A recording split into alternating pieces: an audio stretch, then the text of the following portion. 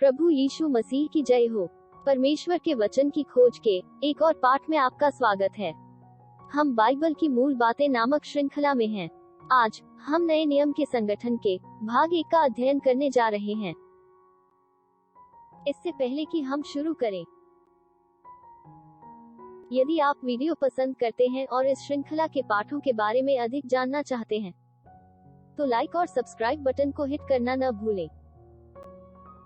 हमारे साप्ताहिक रविवार स्कूल सत्र में शामिल होने के लिए आपका स्वागत है। मीटिंग के समय और लिंक की जानकारी डिस्क्रिप्शन में है।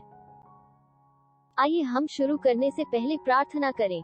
प्रिय परमेश्वर, नए नियम को समझने में हमारी सहायता करें ताकि हम अपने प्रभु यीशु मसीह को बेहतर ढंग से समझ सकें। हम इस प्रार्थना को यीशु के अनमोल नाम से पूछते हैं, आमीन। क्या आपको हमारे पिछले पाठ से ये श्रेणियां याद हैं, जिन्हें बाइबल का संगठन कहा जाता है?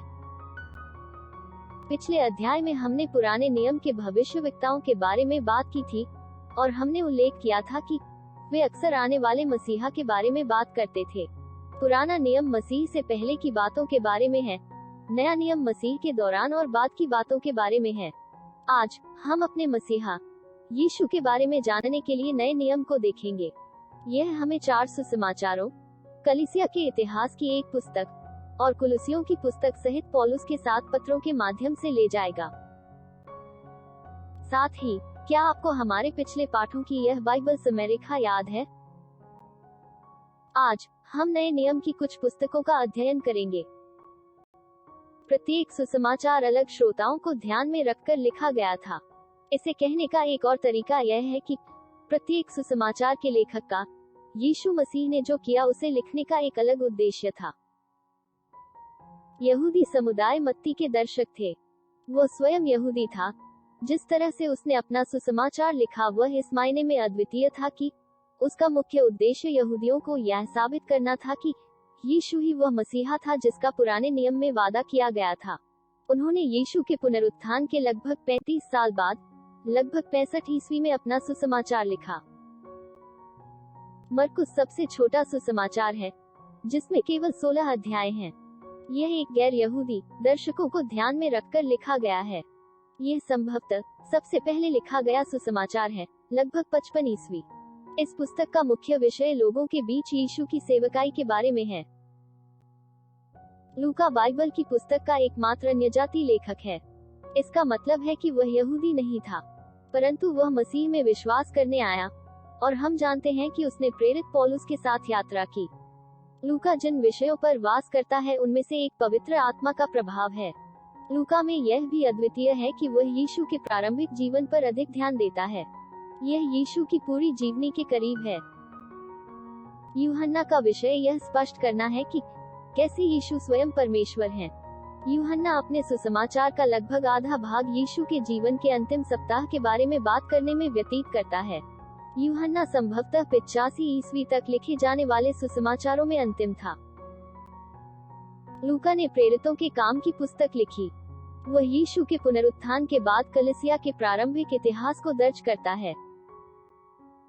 लूका अपनी मिशन यात्रा में पौल के साथ एक यात्री था, और वह विभिन्न शहरों और देशों में सुसमाचार के प्रसार को भी लिखता है। प्रेरितों के काम लूका द्वारा 60 और 70 ईस्वी के बीच कहीं लिखे गए थे। प्रेरितों के काम नए नियम के इतिहास की एकमात्र पुस्तक है। पौल ने बाइबल की 13 पुस्तकें लिखी। आज हम उनमें से केवल पहले 7 को ही देखेंगे। रोमियो की पुस्तक पौल द्वारा लिखी गई थी, रोम के कलीसिया को यह घोषणा करने के लिए कि वह दौरा करेंगे। इस पत्र का विषय उद्धार के सिद्धांत की व्याख्या करना है। पौलुस ने पहले और दूसरे कुरिन्थियों को कुरिन्थ की कलीसिया को लिखा। उसका उद्देश्य कोरिन्थियन कलीसिया में कुछ समस्याओं की पहचान करने में मदद करना है और उन्हें समाधान के लिए सलाह देना है, और फिर उनकी प्रगति पर उन्हें बधाई देना है। इस पत्र का विषय उद्धार के सिद्धांत की व्याख्या करना है।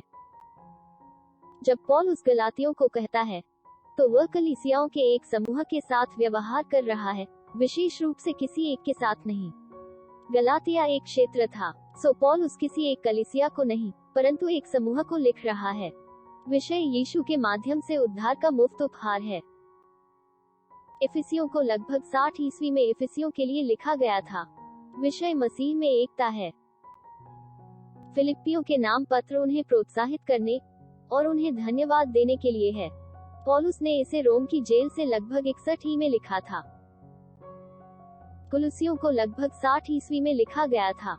इसका उद्देश्य उस शहर के कुछ लोगों के धर्मशास्त्र में त्रुटियों को ठीक करना था।